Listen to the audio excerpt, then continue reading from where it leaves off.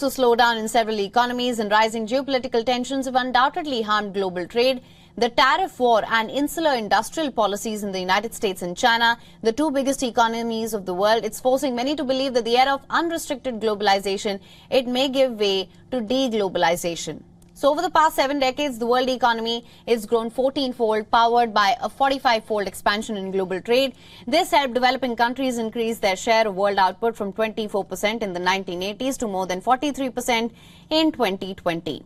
World trade as a percentage of the GDP peaked at 61% in 2008. Meanwhile, rich economies enjoyed an era of low-cost production, cheaper consumer goods and negligible inflation. But rising tensions between the United States and China, however, threaten to upset the apple cart forever. The effects can be seen in the bilateral trade. U.S. imports from China fell from 21.6% to 16.5% of the total between 2017 and 2022. They're now back at 2007 levels. The tit-for-tat tariffs and increasingly insular industrial policies in the world's biggest and second biggest economy are making matters worse for the world. In July, global trade recorded its biggest year-on-year fall in almost 3 years. A European Central Bank study states that a near-total reversal of globalization would see world imports plummet by up to 30%, but that looks unlikely for now.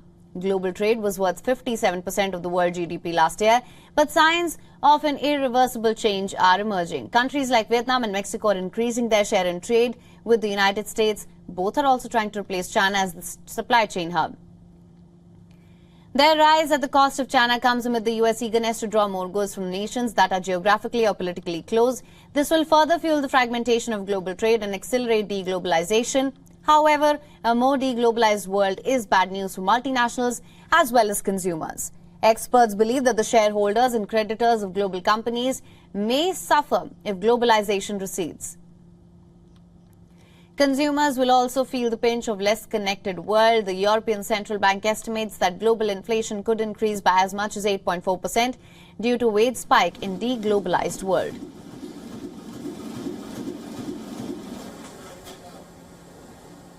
WION is now available in your country. Download the app now. Get all the news on the move.